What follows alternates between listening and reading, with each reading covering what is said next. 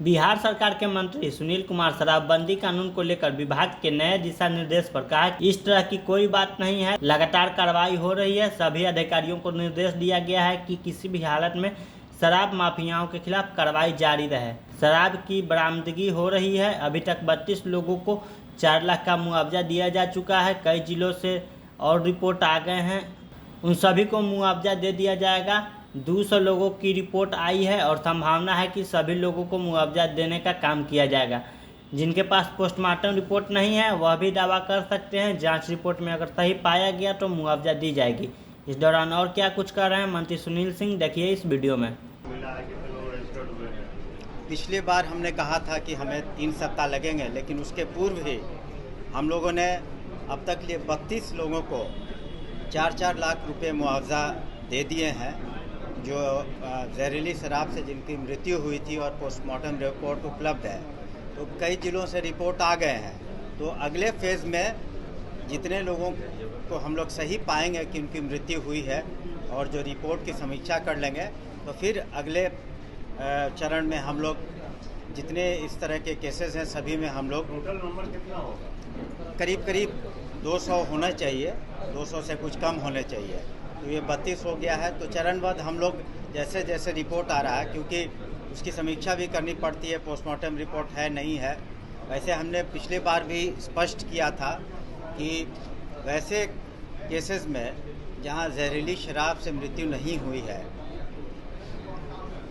हुई है और पोस्टमार्टम रिपोर्ट नहीं है, वो भी अपना दावा पेश कर सकते हैं जिलाधिकारी के महोदय के सामने और परिस्थिति जन्य साक्ष्य पर उसकी समीक्षा की जाएगी। और अगर सही पाया गया तो वैसे केसेस में भी हम लोग मुआवजा के बारे में निर्णय लेंगे। देखिए, माननीय उपेंद्र कुशवाहा जी एक वरिष्ठ नेता हैं और वो एनडीए में चले गए हैं, तो स्वाभाविक है कि वो महागठबंधन के विरुद्ध बोलेंगे। स्वाभाविक है कि हमारे सर्वमान्य नेता माननीय नीतीश कुमार जी मुख्यमंत्री बिहार के विरुद्ध वो बोलेंगे और उनकी बात बोलने का कोई औचित्य नहीं है। जब कोई भी पार्टी महागठबंधन में रहती है तो अन्य पार्टियों के साथ विचार विमर्श होता है, निर्णय लिए जाते हैं।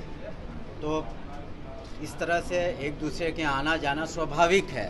अब उसको एक गलत नज़र से देखना कि उनका कद छोटा हो गया है, ये बिल्कुल अनर्गल बात है। इसमें कोई दम नहीं है और ये बिल्कुल ओछी राजनीति भाषा का प्रयोग है।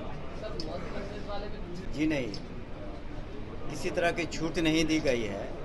हमने अपने वीडियो कॉन्फ्रेंसिंग के माध्यम से अपने सभी पदाधिकारियों को, पुलिस विभाग के पदाधिकारियों को और एक्साइज विभाग के पदाधिकारियों को दिशा निर्देश दिया है कि हम लोगों का जो फोकस होना चाहिए, हम लोगों का जो काम है वो मुख्यतः जो लोग अवैध शराब का धंधा करते हैं, या तो उसके निर्माता हैं या सप्लायर हैं या डोर टू डोर डिलीवरी करते हैं, तो हम लोग का फोकस ज़्यादा होना चाहिए कि इस तरह का जो अवैध कमाई करता है उस पर ज़्यादा कंसंट्रेट करने के लिए, और न कि सिर्फ जो शराब पी करके घूमते हैं। तो उसके लिए तो हम लोगों के 84 चेक पोस्ट लगे हुए हैं, तो लोग पकड़े ही जाते हैं। लेकिन आखिर ये अवैध शराब आती कहाँ से है, कहाँ बनती है?